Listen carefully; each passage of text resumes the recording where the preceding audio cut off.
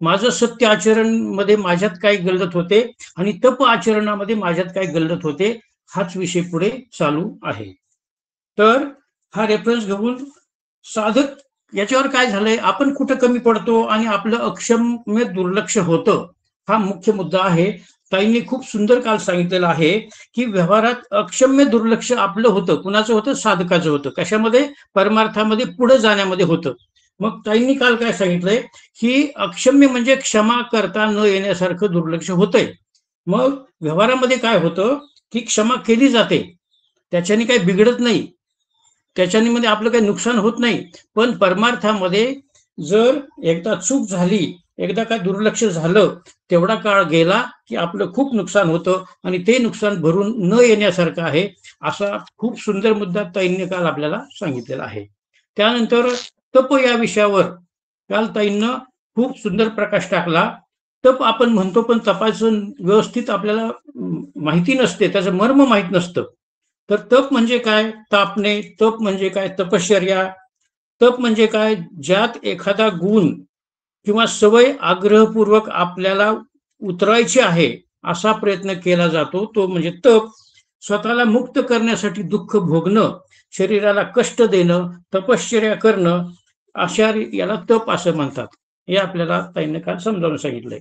तर आपल्याला इथं तपाबद्दल सविस्तर उदाहरणं खूप सोपे सोपे दिलेले आहेत.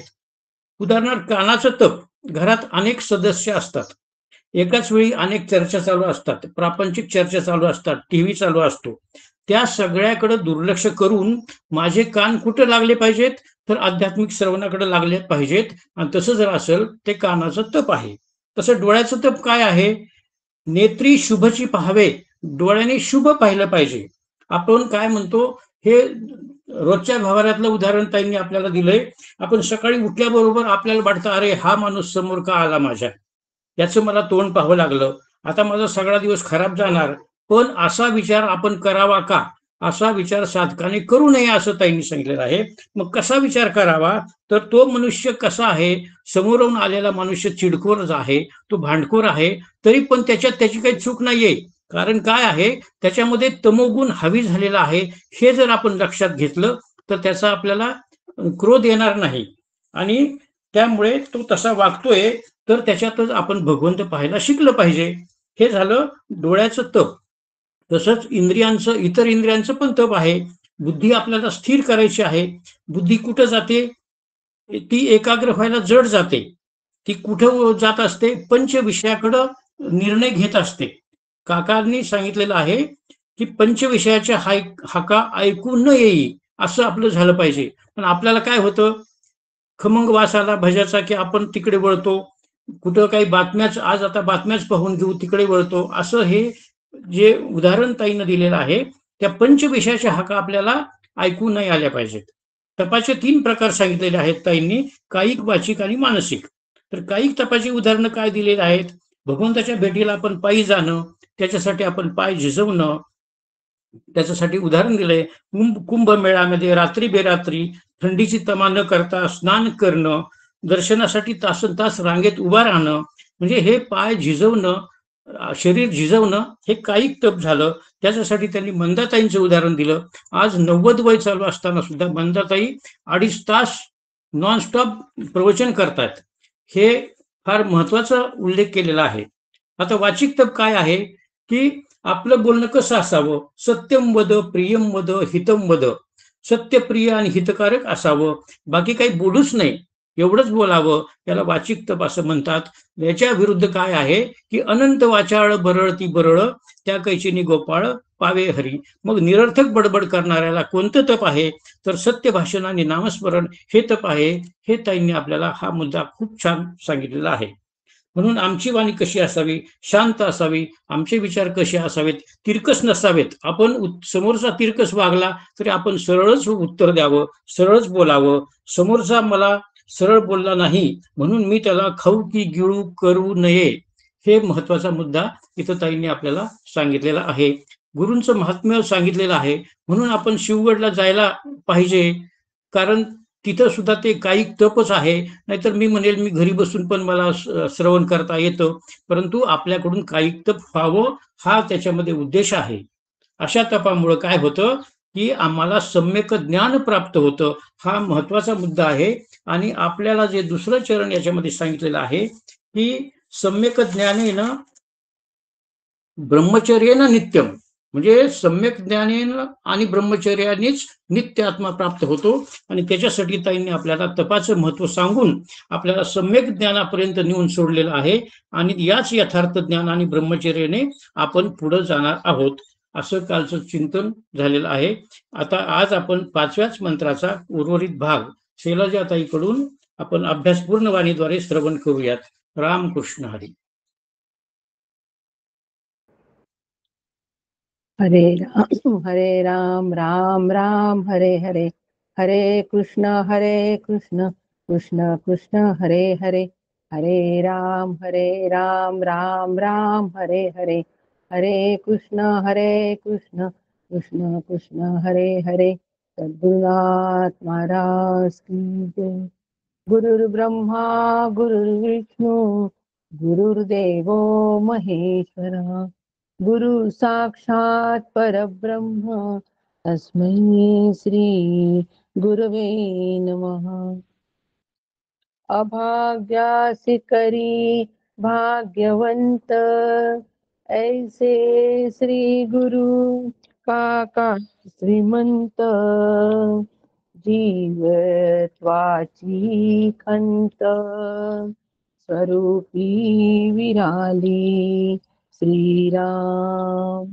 जीवना देण्या अर्थ सद्गुरु काका समर्थ, जीवत्वाचा अंत आत्मारामी केला श्रीराम.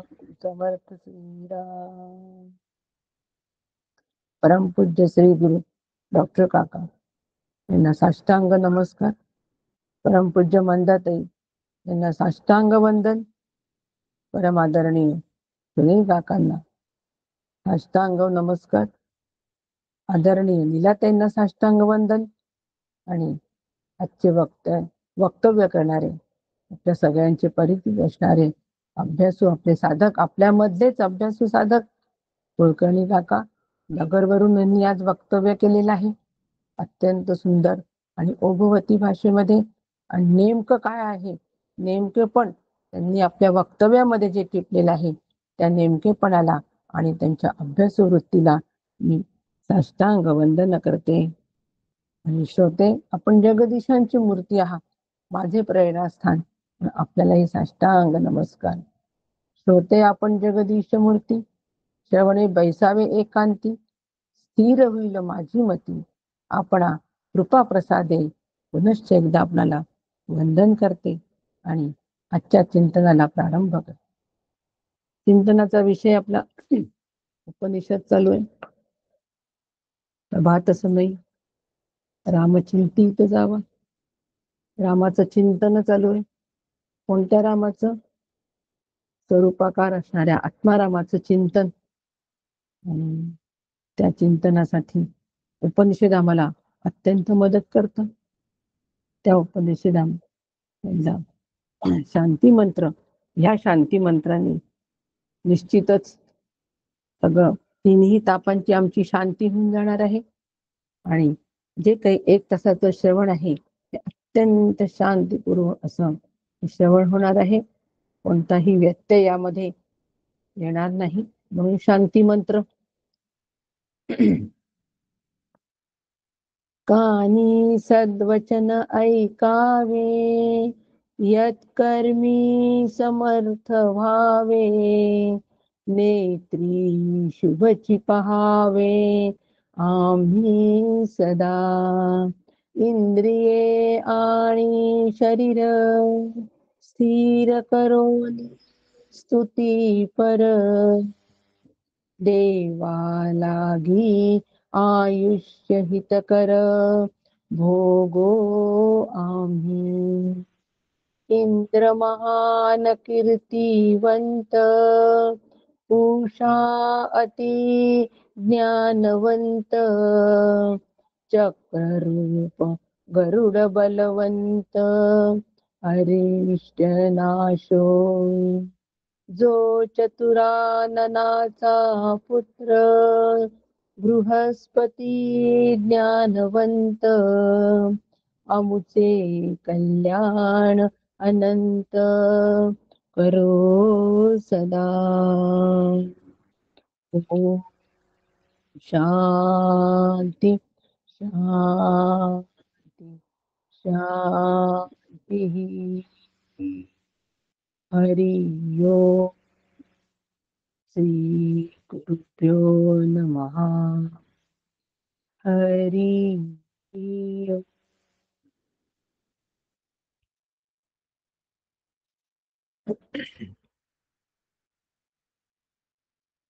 तप चालू आहे आणि तपाच्या अंतर्गत शारीरिक वाचिक तप पाहिलं. वक्तव्यामध्ये पण फार सुंदर रीतीने त्याचं प्रगतीकरण झालेलं आहे. वाचिक तप, पाणी मुदगल झाडा जाय तृण जे प्रसंगेची जी, ऐसे एका बोलिले होय सर्वही हित. कठीण आहे भाषा, माऊलीची आहे. माऊलीला काय म्हणायचंय वाचिक तपामध्ये, की पाटाचे पाणी मुख्य झाडाला जाते आणि प्रसंगाने जवळचं गवत सुद्धा जगत असतं की बघतो ना आपण. एका झाडाला पाणी एकदा पाणी दिल्यानंतर त्या झाडाच्या खाली बरेच गवताचे बरेच गवत आणि अन्यत्र इतरत्र झाड छोटे छोटे उगवतात. म्हणजे मुख्य झाडाला पाणी दिल्यावर सुद्धा बाकीचं गवत जगत असतं. तसंच अगदी त्याप्रमाणे वाचिक उदाहरणासाठी माऊलींनी फार सुंदर दृष्टांत दिला आहे. अतिशय मार्मिक असा दृष्टांत आहे. तसंच आमचं बोलणं असावं. हो, कसं असतं आपलं बोलणं व्यवहारात, लेकी बोले सुने लागे असं बोलतो आपण. बोलतो की नाही? नसेल समजली ही हा वाक्प्रचार तर टॉन्टिंग, नेहमी आम्ही आमचं टॉन्टिंग चालू असतं. एकावरून दुसऱ्याला आम्ही बोलत असतो. आणि माऊली म्हणते की एकाला उद्देशून बोललेलं आहे तेच करायचं आम्हाला. परंतु तप ज्या वेळेला त्याला तपाचं जेव्हा स्वरूप येतो, त्या बोलण्याला तपाचं स्वरूप येतं, त्यावेळेला एकाला उद्देशून जे बोललेलं असतं त्यापासून सर्वांचं हित होतं. सगळ्यांचं हित झालं पाहिजे असं बोललं पाहिजे. त्याच्या निमित्ताने माझंही हित झालं पाहिजे आणि त्याच्या निमित्ताने बाजूचे जे आहेत त्या सहवासामध्ये असलेले त्यांचंही हित झालं पाहिजे. म्हणजे लेकी बोले सुने लगी ही प्रवृत्ती आमच्या बोलण्यात नसावी. आणि हे वाचिक तप आहे. वाटतं का हे तप आहे? निश्चित हे तप आहे. सहज प्रवृत्तींच्या विरुद्ध ज्यावेळेला आम्ही जातो तेव्हा त्याला तप असं म्हणतात. शारीरिक, वाचिक आणि मानसिक तिन्ही तप. म्हणून विचार करून बोलावं. हो, बोलणं कसं असावं की आपल्या बोलण्याने अविचार नष्ट झाला पाहिजे, समोरच्याचा अविचार नष्ट झाला पाहिजे. बोलताना जर चुकीचं समजा एखादी कन्सेप्ट चुकीची जर बोलत असतील तर ताबडतोब आपण दुरुस्त करायला पाहिजे चांगल्या शब्दात. काकांशी बोलत असताना सहज एक वाक्य निघालं. हो, उदाहरण देते मी. काकांशी बोलत असताना सहज एक वाक्य निघालं की काका, प्रपंच आम्हाला प्रपंचात त्रास नाही, पण परमार्थ शब्द वापरल्याबरोबर प्रपंचात त्रास नाही म्हटल्याबरोबर काका बोलले प्रपंच संघर्षमयच असतो. त्यांनी पुढचं वाक्य आमचं ऐकलंच नाही, तिथेच सांगितलं. त्याचं कारण असं होतं की प्रपंचात त्रास नाही ही हा कन्सेप्ट जर अंतःकरणात दृढ झाला तर आम्ही प्रपंचाचे गोडवे गाऊ आणि प्रपंचासक्त होऊ. म्हणून तिथेच ते खोडलं. जरी तुम्हाला प्रपंचात त्रास नसला तरी प्रपंच हा संघर्षमय आहेच. निर्णय चुकीचे अंतःकरणाचे आमचे झाले नाही पाहिजे, यासाठी श्रीगुरु किती सावध असतात बघा. म्हणून अविचार नष्ट झाला पाहिजे बोलण्यातून. हा अविचार ताबडतोब नष्ट झाला की नाही, प्रपंचात सुख हा विचार होता, हा ताबडतोब आमचा नष्ट झाला. अशा पद्धतीचं आमचं बोलणं असलं पाहिजे. ब्रह्मरूपता प्राप्त झाली पाहिजे आणि आमचं बोलणं अमृताप्रमाणे अवीट असलं पाहिजे. बोलतच राहावं असं वाटतं पाहिजे त्या व्यक्तीनी. यांचं बोलणं संपूच नाही असं वाटतं पाहिजे. त्याचं कारण शब्दामध्ये रसाता माधुर्यता हे नाही, तर तत्वाचं अवीट तत्वाचं प्रतिपादन आमच्या वाणीतून होत आहे, म्हणून ते बोलणं संपलंच पाहिजे नाही असं वाटलं पाहिजे. नाही तर खूप गोड लोक बोलतात, राजकारणी लोक फार रसाळ मधुर असे बोलतात. प्रापंचिक माणसं उद्देश मनात वेगळा असतो, बोलणं वेगळं असतं. बोलण्यात गोड, आतमध्ये कडू. परंतु असं अवीट म्हणत नाहीये माऊली. माऊली म्हणते अवीट तत्वाबद्दल अखंडत्वाने जर आम्ही बोलत असू तर हे बोलणं कधी संपूच नाही असं वाटतं. हे वाचिक तप आहे, फार महत्वाचा मुद्दा आहे. म्हणून आज परत घेतला. आणि म्हणून मानस तप, वाचिक तप झाल्यानंतर आम्ही मानस तप करायला पाहिजे. मनाची प्रसन्नता, शांतपणा, भगवत मनन करणे, मनाचा निग्रह करणे, अंतःकरणाची सम्यक शुद्धी करणे, याला मानस्तप असं म्हणतात. मानस्तप कशाला म्हणतात? या सगळ्या गोष्टीला मानस्तप असं म्हणतात. हे सगळं मानस्तप आहे. म्हणून मनप्रसादा सौम्यत्म मौनम आत्मनिग्रह. गीता आपल्याला मदतीला आहे. 17व्या अध्यायातले हे श्लोक आहेत. कोणाला जो प्रश्न पडला असतील तर 17व्या अध्यायामधले 14, 15, 16 हे कायिक, वाचिक, मानसिक हे तप सांगतात. माझ्या मनाने मी काही सांगत नाही. म्हणून मौन सुद्धा हे मानस्तप आहे. एका बाजूला मौन करायचं, दुसऱ्या बाजूला आम्ही अघळ पघळ बोलायचं, खुणेनी बोलायचं, लिहून द्यायचं, हे मौन नाही. मौन म्हणजे माझी वृत्ती मौन आली पाहिजे. वृत्तीचं मौन सांगितलंय, अंतःकरण वृत्तीचं मौन सांगितलंय. ती अंतःकरण वृत्ती ही इतरत्र ज्या वेळेला स्वतंत्र फिरत असते तेव्हा मग ती बडबड करत असते. बडबडच म्हणायचं त्याला. परंतु ती ज्या वेळेला एकाग्र असते त्यावेळेला ती मौनाली असते. म्हणून वृत्तीचं मौन फार महत्वाचं आहे. आणि असा वृत्तीचं मौन जे आहे, हे वृत्तीचं मौन आमच्याकडून झालं पाहिजे, निश्चित झालं पाहिजे.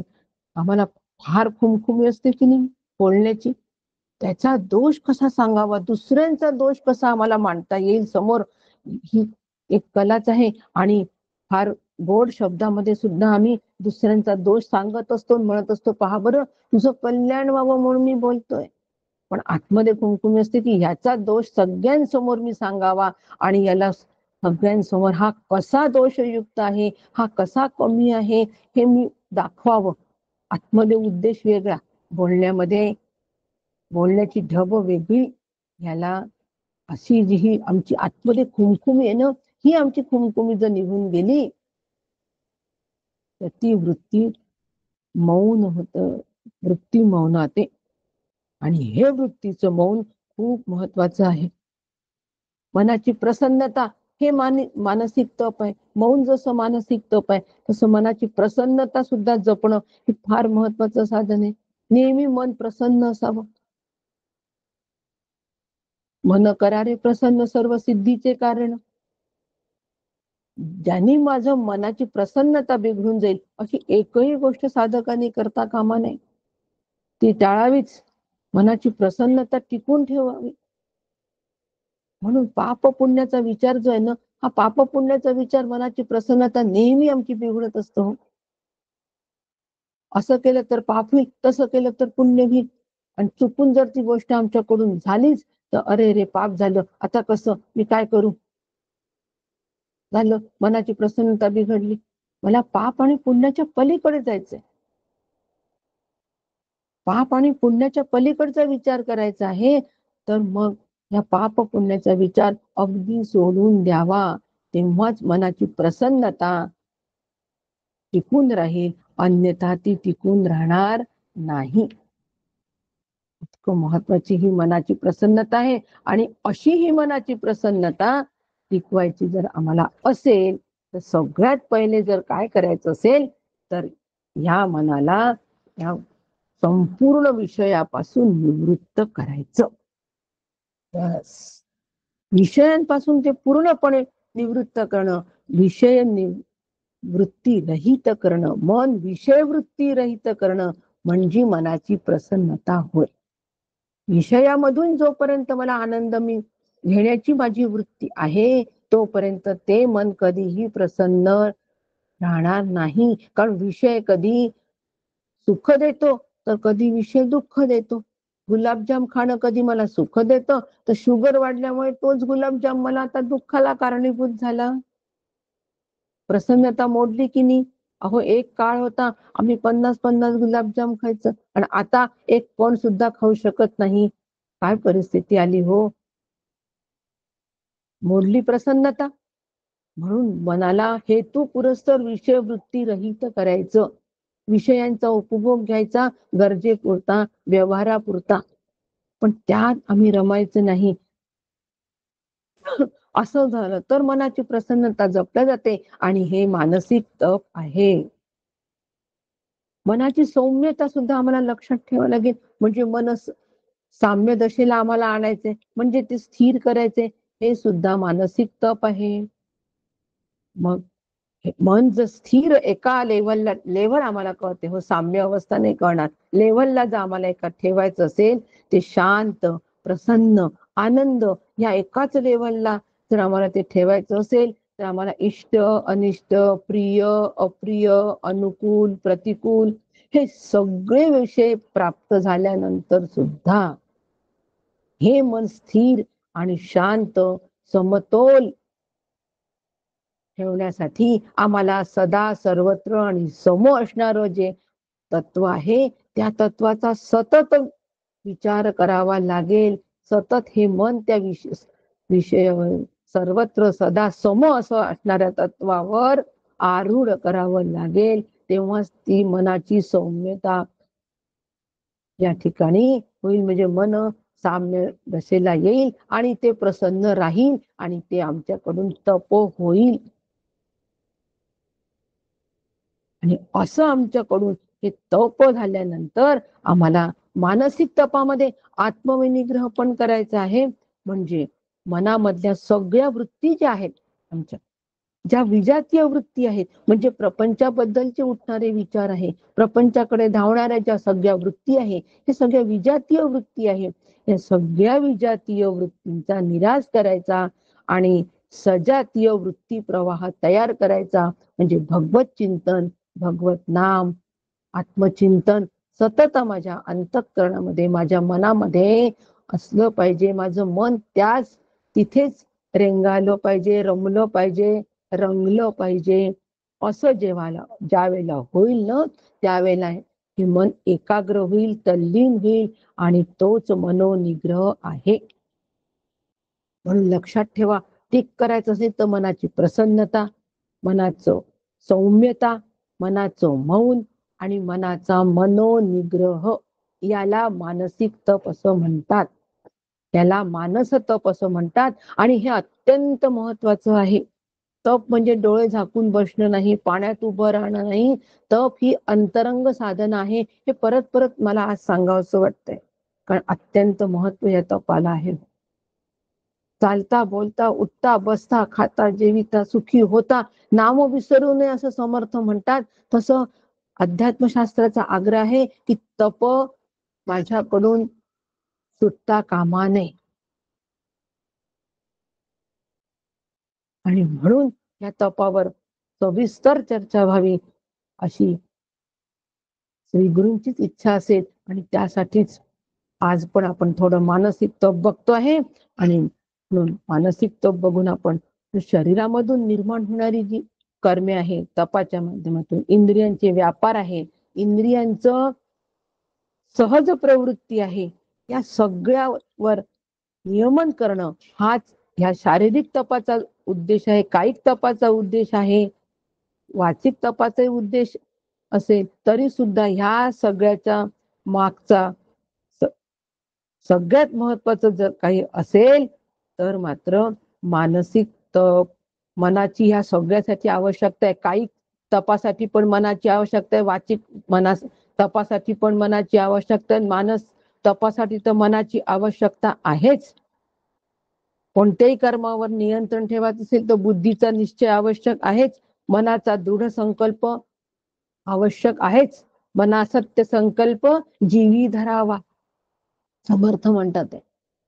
म्हणून मनाचा निग्रह अतिशय महत्वाचा आहे. कायिक असू द्या, वाचिक असू द्या की मानस तप असू द्या, या तिन्ही तपासाठी सगळ्यात महत्वाचं काय आहे तर हे अंतःकरण आहे, हे मन आहे. आणि ह्याचा निग्रह जर असेल तरच आमचं हे तप होणार आहे. अन्यथा हे तप होणं कठीण आहे. ती नुसती कृती होईल.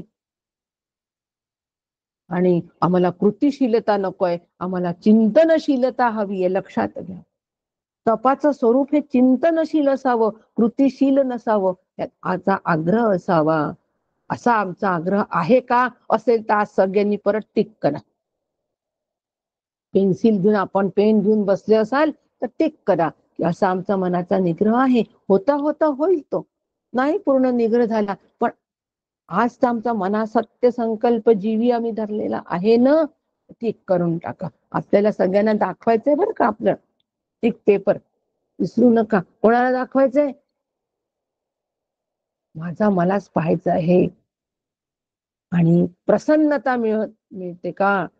प्रसन्नता किती टक्के मिळते?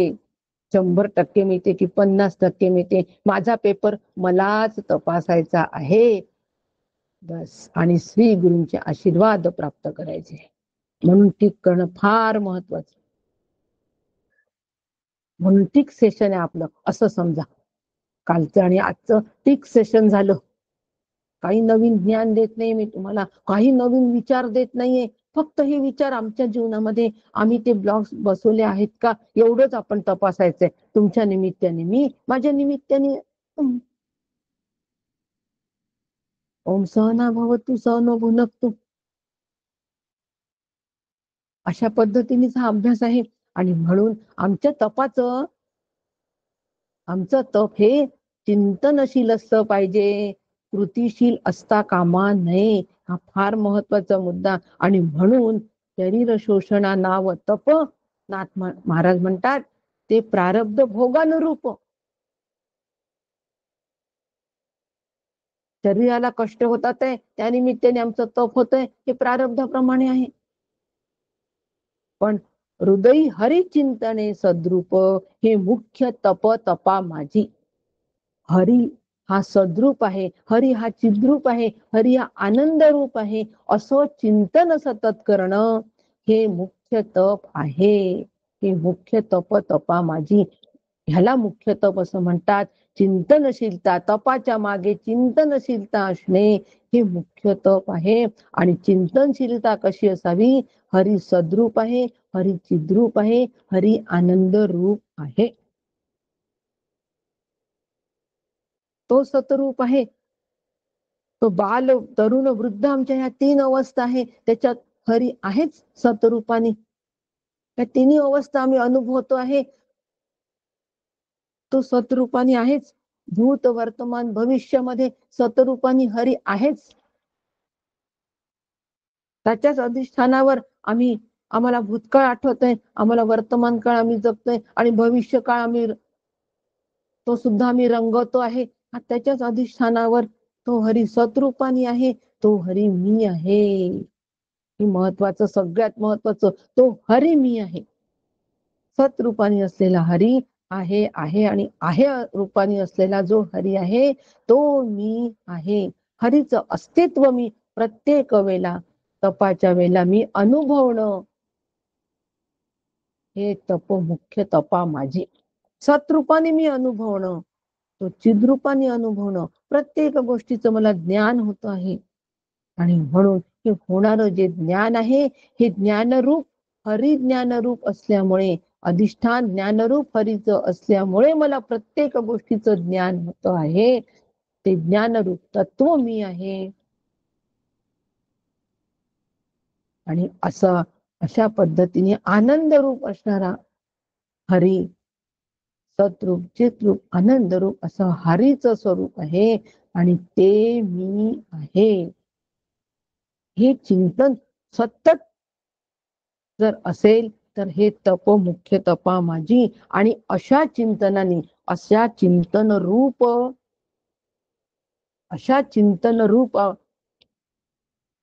साधनेने, साधना म्हणू आपण, चिंतन रूप साधना, कृतीशील साधन नाही, चिंतनशीलतेने, चिंतन रूप साधनेने आम्हाला सम्यक ज्ञान होणार आहे. काय होणार आहे आम्हाला?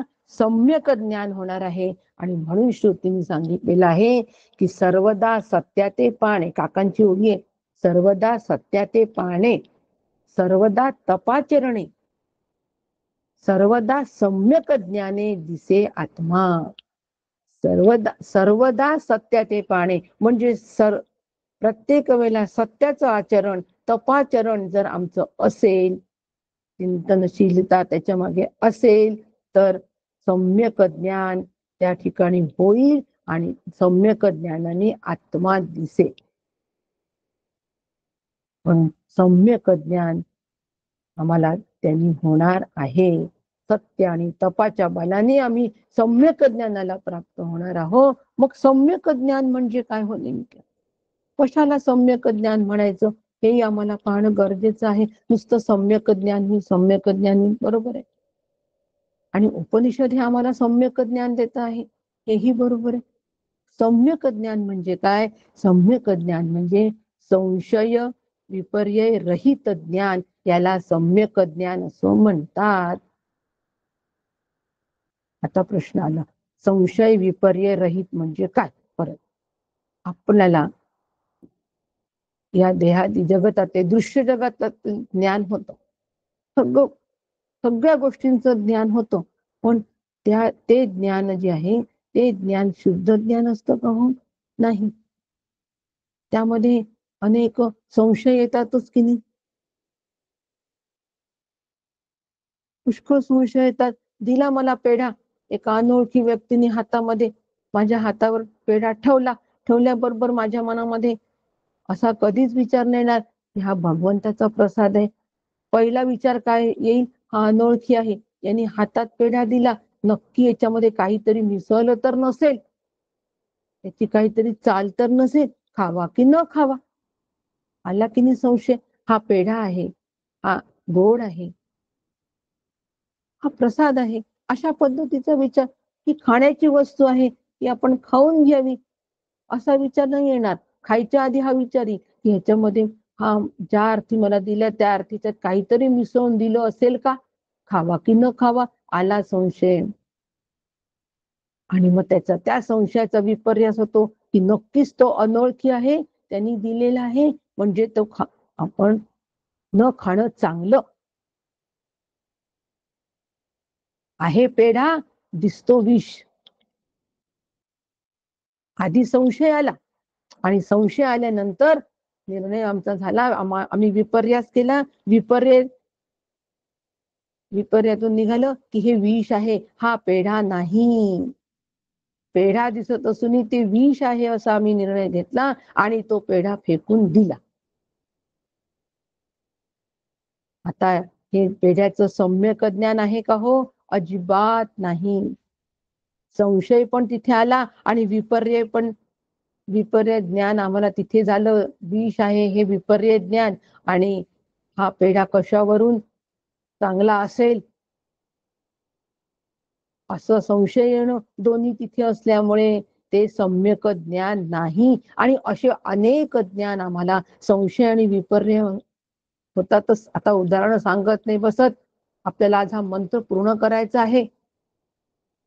प्रत्येकाने एक एक उदाहरण संशय आणि विपर्याचं आपल्या रोजच्या दैनंदिन व्यवहारातलं आम्हाला संशय आणि विपर्य कुठे कुठे येतो, असं एक एक उदाहरण प्रत्येकाने केलं तर आज आपल्या ग्रुपवर असणारे जितकी काही आहेत 70, 80, 90, 100 किती आहे माहित नाही, त्या सगळ्यांची 100 उदाहरणं तयार होतील हो. छान. तेवढं व्यापकता संशय विपर्याची होईल. मग एक एक उदाहरण आपण आपलं स्वतःच तयार करावं की नाही. मीटिंग संपल्यानंतर कुठे कुठे संशय आणि विपर्य आम्हाला जाणवतो. मी एक उदाहरण दिलं, मी अजून एक उदाहरण दिलं, ते शास्त्राने सांगितलेले दोरी आणि साप. आता दोरी आम्हाला दिसल्यानंतर नक्की दोरी आहे की साप आहे. दोरी दिसली वेडी वाकडी पडलेली मंद अंधकारात, नक्की दोरी आहे की साप आहे. आला संशय, पुढे जावं की न जावं, पुढे जावं की न जावं. साप असेल की दोरी असेल काही अंदाज नाही येतो, शंका आहे, गोंधळ आहे, याला म्हणतात संशय.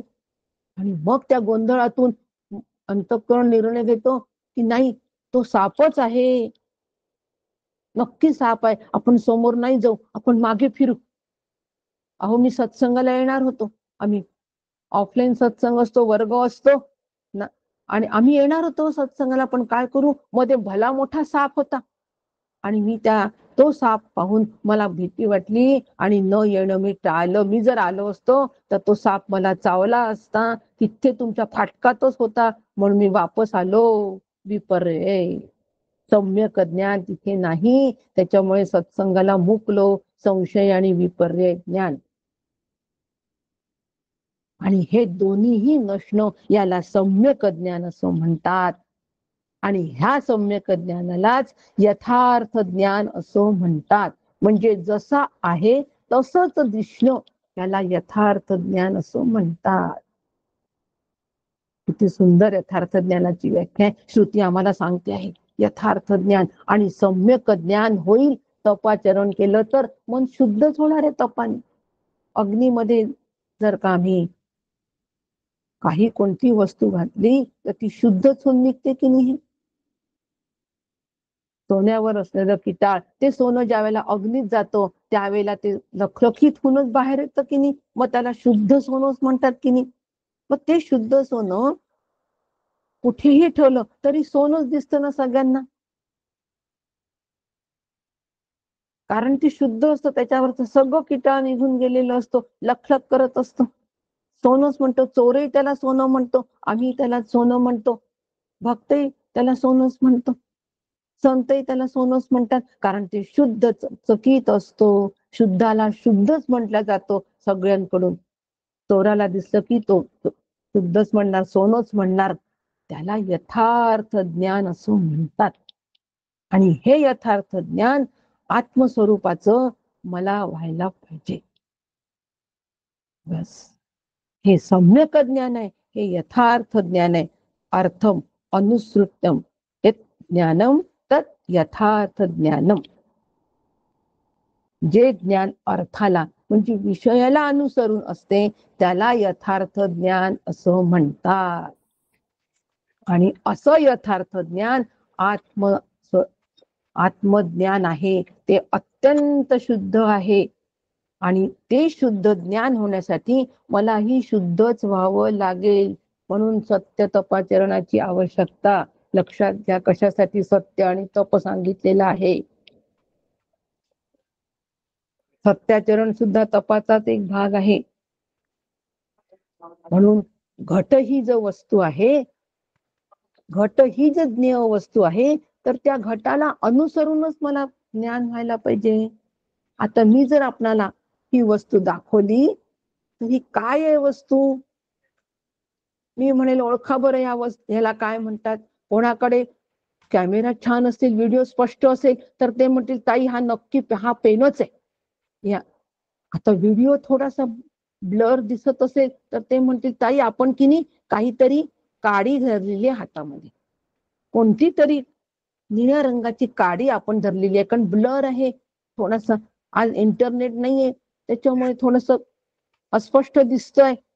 काडी वाटेल, कोणाला पेन वाटेल, कोणाला पेन्सिल दिसेल की नाही आपण पेन्सिल घेतलेली आहे. मग हे दिसणं जे आहे, हे दिसणं, हे पेन जो आहे त्या पेनाला अनुसरून आपल्याला ज्ञान व्हायला पाहिजे की नाही. हा पेन आहे, हे कोणाच्या लक्षात येईल? ज्याचा कॅमेरा स्वच्छ असेल, त्या कॅमेऱ्यावर धूळ बसली नसते. पुष्कदा काय असतं, कॅमेऱ्यावर धूळ बसते, त्याच्यामुळे आपलं चित्र आपल्याला स्पष्ट दिसत नाही. मग आपण म्हणतो की आज काहीतरी प्रॉब्लेमच आहे. मग ती कॅमेऱ्यावरची धूळ पुसली की आपलं चित्र क्लिअर येतो. तसं ज्याच्या कॅमेऱ्यावर धूळ नसेल त्याला हा पेनच दिसेल, त्याला याचं यथार्थ ज्ञान होईल. त्याच्या कॅमेऱ्यावर थोडी धूळ असेल त्याला ही काहीतरी काडी दिसेल. ज्याचं इंटरनेट थोडस खराब असेल त्याला बरोबर न दिसत असल्यामुळे काडी दिसते. कॅमेऱ्यावर धूळ असेल तर त्याला ही पेन्सिल दिसेल. पेनाचा दोष आहे का? नाही. दोष कोणाकडे? आमच्याचकडे आहे. आणि म्हणून हा पेन आहे, हे ह्या पेनाला अनुसरूनच मला जेव्हा ज्ञान होईल त्याला यथार्थ ज्ञान असं म्हणतात.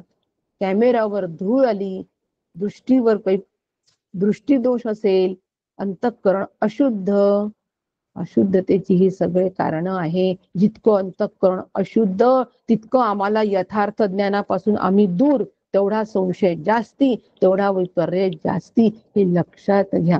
म्हणून त्या ज्ञेय वस्तूला अनुसरूनच आम्हाला ज्ञान होणं हा वृक्ष आहे. तो वृक्षच दिसणं. मग त्या ठिकाणी जर आम्हाला खोड, त्या वृक्षावर, वृक्षाच्या खोडाला जर आम्ही काही वेगळा माणूस मानत असू तर ते यथार्थ ज्ञान नाही.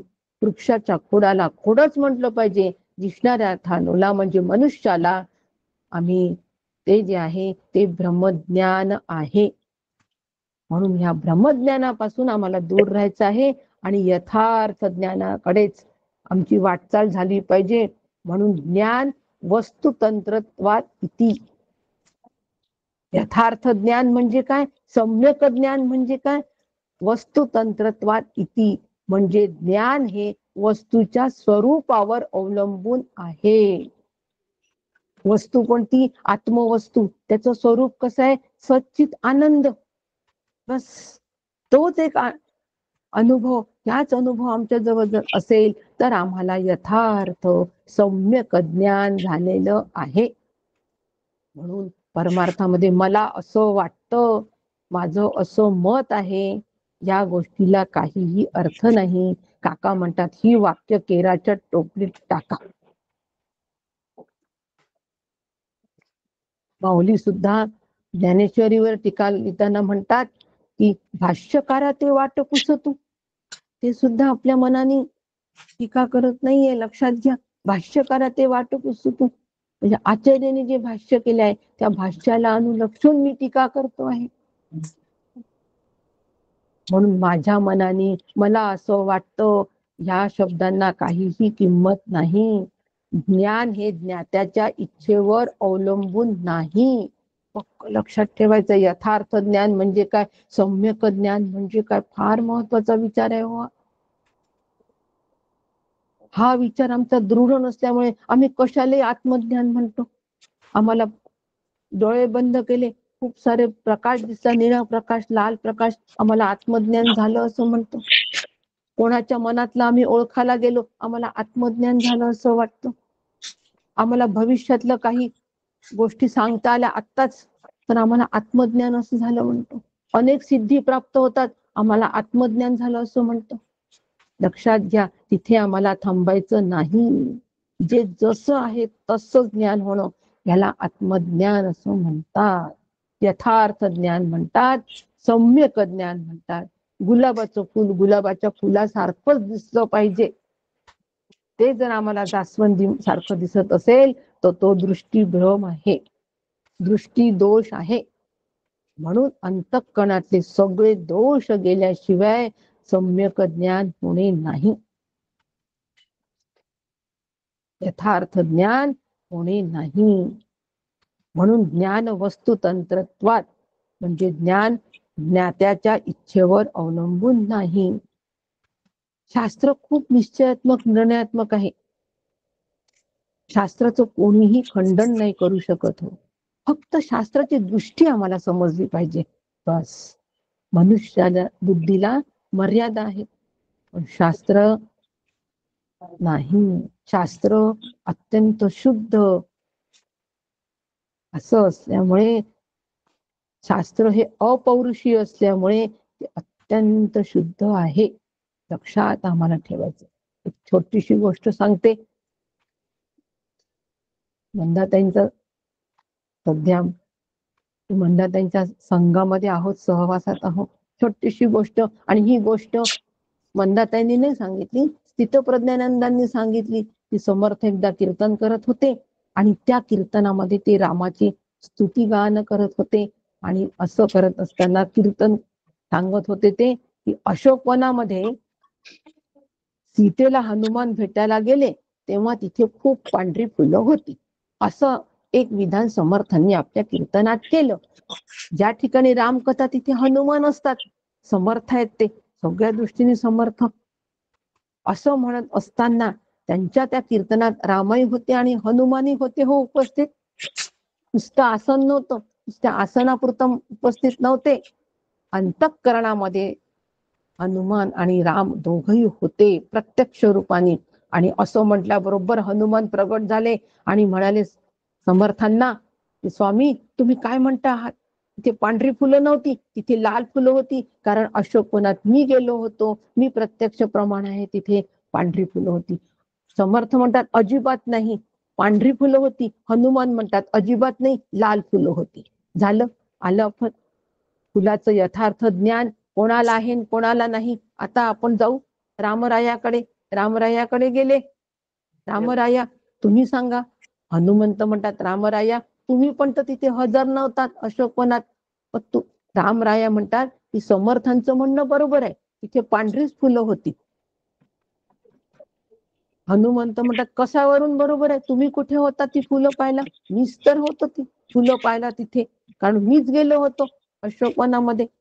रामराय म्हणतात हनुमंत माझ्यावर विश्वास ठेव, ती पांढरी फुलं होती.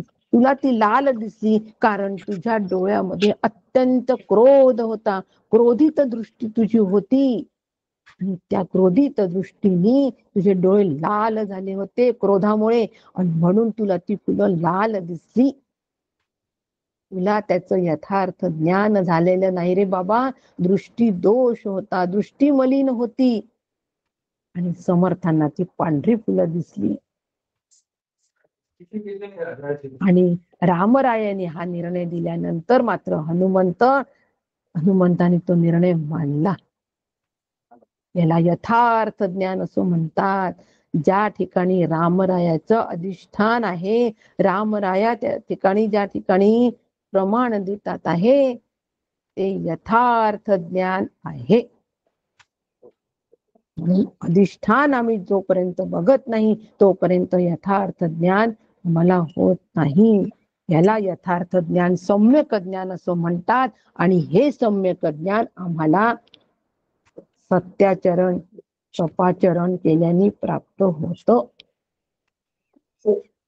मग माणूस दिसला तरी यथार्थ सम्यक ज्ञान, शत्रू दिसला तरी सम्यक यथार्थ ज्ञान, चेतन वस्तू दिसली तरी अचेतन वस्तू दिसली तरी. आता भरला घनदाट हरी दिसे, याला सम्यक ज्ञान असं म्हणतात. आता हरीशिवाय दुसरं काहीच दिसत नाही. व्यवहार व्यवहारासारखाच होतो बरं का, त्याच्यात गल्लत होता कामा नये. व्यवहार व्यवहारासारखाच करायचा आहे, परंतु आतमध्ये निर्णय सम्यक ज्ञानाचा झालाय, यथार्थ ज्ञानाचा झालेला आहे. तेव्हा भरला घनदाट हरी दिसे. घनदाट कशाचाच त्यात शिरकाव होत नाही, ते सम्यक ज्ञान आहे, ते यथार्थ ज्ञान आहे. म्हणून ज्ञेय पावलिया सम्यक. नाथ महाराज म्हणतात फार सुंदर सांगितलं सम्यक ज्ञान. ज्ञेय पावलिया सम्यक. ज्या वेळेला ज्ञेय वस्तू ही सम्यकाला प्राप्त होते, म्हणजे ज्ञेय वस्तू मधलं आम्हाला अधिष्ठान ज्या वेळेला दिसतं, सम्यकाला पावते म्हणजे अधिष्ठान ज्या वेळेला ज्ञेय वस्तू मधलं दिसतं, स्वरूपी चिन्मात्रिक एक, तेथ मिथ्या व्याप्य व्यापक साधक बाधक असे ना. त्या ठिकाणी ज्या वेळेला ज्ञेय वस्तू ही सम्यक ज्ञानाला प्राप्त होते, चिन्मात्रिक एकच आम्हाला तिथे फक्त दिसतं, चित स्वरूपच दिसतं, सत्स्वरूपच दिसतं, ब्रह्मस्वरूपच आत्मस्वरूपच ज्या वेळेला तिथे दिसतं ज्ञेय वस्तूंच्या तिथे, त्यावेळेला तिथे मिथ्यत्व दिसत नाही, व्यापक दिसत नाही, साधक नाही, बाधक नाही, या कोणत्याच गोष्टी तिथे असत नाही. त्याला सम्यक ज्ञान असं म्हणतात. आणि श्रुती आम्हाला या सम्यक ज्ञानापर्यंत नेते आहे. म्हणून श्रुतीने आम्हाला आता एकच मुद्दा सांगितलेला आहे आणि ही श्रुती इथे थांबलेली आहे, ती म्हणजे नित्य ब्रह्मचर्य. सत्य, तप आणि ब्रह्मचर्य ह्या गोष्टी जर आमच्याकडून पाळल्या गेल्या तर, आणि त्या नित्य, नित्य हा शब्द तिथे वापरलाय, म्हणजे नित्य सत्याचरण, नित्य तप आणि नित्य ब्रह्मचर्य व हा जर हे जर असेल तर आम्हाला सम्यक ज्ञान होतं. आणि नित्य ब्रह्मचर्य म्हणजे संयमित जीवन. संयमित जीवनाला ब्रह्मचर्य म्हणतात. ब्रह्मचिंतनात रमणे हे ब्रह्मचर्याचं स्वरूप आहे. ब्रह्मचिंतनामध्ये आम्हाला रमण्यासाठी विषय चिंतन सोडावं लागतं. विषय त्यागाविण तो काही परलोक तो प्राप्त नाही, समर्थ म्हणतात. विषय त्यागाविण काही परलोक प्राप्त नाही. विषयांचा त्याग करावा लागतो, म्हणजे विषय संघाचा त्याग करावा लागतो. देह चालता विषय जगी ऐसा कोण आहे, देह चालता विषय त्यागी ऐसा कोण आहे जगी. समर्थ आम्हाला विचारतात आहे, असा कोण आहे की विषय, देह चालतोय, चालता बोलता देहामध्ये तो विषय आम्ही त्यागला आहे, म्हणजे विषयाचा संग आम्ही त्यागलेला आहे. त्यालाच वैराग्य असं म्हणतात, त्यालाच संयमित जीवन असं म्हणतात. आणि असा वैराग्य जो आहे, असा जर आम्ही साधला तरच तरीच परमार्थ योग. म्हणून इंद्रियांना संयमित करणे, निषिद्ध विषयांचा त्याग करणे, विहित कर्मांची निवड करणे, स्वीकारणे, हाच विषय त्याग आहे. आणि हेच संयमित जीवन आहे. आणि ह्याच संयमित जीवनाला ब्रह्मचर्य असं म्हणतात. आणि त्यानेच आम्ही, अशा संयमित जीवनानेच आम्ही ब्रह्मचिंतनामध्ये रमू शकतो. हे आम्हाला या ठिकाणी सांगितलेलं आहे. आणि अशा पद्धतीने ज्या वेळेला आम्ही नित्य सत्याचं पालन करू, नित्य तपाचरणाचं पालन करू आणि नित्य ब्रह्मचर्याचं पालन करू, तरच आम्हाला सम्यक ज्ञान होणार आहे. हेही तितकंच खरं. आणि असं यथार्थ आणि सम्यक ज्ञान मग ते कसं असतं हे पण आम्हाला श्रुतीने इथे थोडक्यात सांगितलेलं आहे, की ते सम्यक ज्ञान आणि स्मृती यथार्थ ज्ञान कसं असतं, ते शरीराच्या आत म्हणजे बुद्धीच्या गुहेमध्ये ते स्थित आहे. ते अत्यंत प्रकाश स्वरूप असं आहे, अत्यंत तेजस्वी आहे, शुभ्र आहे, माया कार्यरहित, शुद्ध माया कार्यरहित आहे. त्यात मायेचा कुठेही अंतर्भाव नाही, अत्यंतिक अभाव आहे. कोणत्याही प्रकारचा प्रमाद, टाळाटाळ, दुर्लक्ष न करता साधनेमध्ये तत्पर आणि आम्हाला परायण व्हावं लागेल, ते अनुष्ठान करावं लागेल. सर्व कामक्रोधातील सगळे दोष या ठिकाणी नष्ट जेव्हा होतील, अंतःकरण जेव्हा शुद्ध होईल, सत्व गुणप्रधान होईल, तेव्हाच आत्मस्वरूपाला अपरोक्ष स्वरूपाने आम्हाला पाहता येईल, स्पष्टपणे बघता येईल. असं स्पष्टपणे ज्यावेळेला आम्ही ती बघू, सम्यक ज्ञान म्हणजे शांकर अद्वैताचे परिपूर्ण जे शब्द ज्ञान आहे, शांकर अद्वैत तत्वज्ञानात परिपूर्ण जे शब्द ज्ञान आहे, त्याचा यथार्थ अनुभव असा अर्थ होतो. म्हणून त्यासाठी क्रोध, लोभ, दोष हे सगळे क्षीण झाले पाहिजे. हे क्षीण दोष त्याला म्हणतात. संशय, विपर्य, असंभावना, प्रमाण असंभावना, प्रमेय असंभावना, हे सगळे आमचे क्षीण झाले पाहिजे हो. आणि असं ज्या वेळेला हे सगळे दोष आमचे क्षीण होतील त्याच वेळेला ज्ञानरूप शुद्ध आत्म्याचा अनुभव होईल. म्हणजे या चिदाभासाला, जो चिदाभास बुद्धीमध्ये आहे त्या चिदाभासाला मी ब्रह्म आहे असा अनुभव, या अनुभवाला तो प्राप्त होईल. त्याला पाहावे आपण असं म्हणतात. आणि हे यथार्थ आणि हेच सम्यक ज्ञान आहे. यालाच यथार्थ सम्यक ज्ञान म्हणतात. सत्यादी केवळ व्यवहार संन्यास हाची आधार, सत्यादी साधन भार अर्थवादे. बस सत्य, तपाचरण हे सगळं काय आहे? अर्थवाद. या साधनांनी फक्त स्तुती सांगितलेले आहे. खरं साधन जे आहे हे संन्यस्त वृत्ती हेच खरं साधन आहे असं काकांनी सांगितलेलं आहे आपल्या ओवीमध्ये. संन्यस्त वृत्तीने राहणे हे खरं साधन आहे. हे तिन्ही साधन आम्हाला संन्यस्त वृत्ती शिकवतात. अशा प्रकारे ही जी श्रुती आहे त्या पश्यन्ति यतः क्षीण दोषा, दोषांना क्षीण करायचं आणि सम्यक ज्ञानाला आम्ही निश्चित प्राप्त होऊ. तोच प्रयत्न आमच्या सगळ्यांचा आहे. असा यथार्थ आणि सम्यक ज्ञान आम्हाला प्राप्त व्हावं असे श्री गुरुचरणी प्रार्थना करते. आणि आज ही श्रुती या ठिकाणी पूर्ण झाली. आता सोमवारी सुनील काकांच्या अधिकारवाणीतून आपण 6व्या श्रुतीचा विचार करू.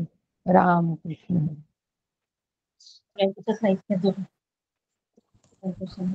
रामकृष्ण हरी काकू. रामकृष्ण हरी. वासंतीताई रामकृष्ण हरी. वासंतीताई नमस्कार करते. मोहन दादांना पण नमस्कार. नमस्कार. डॉक्टर साहेब रामकृष्ण हरी. रामकृष्ण हरी.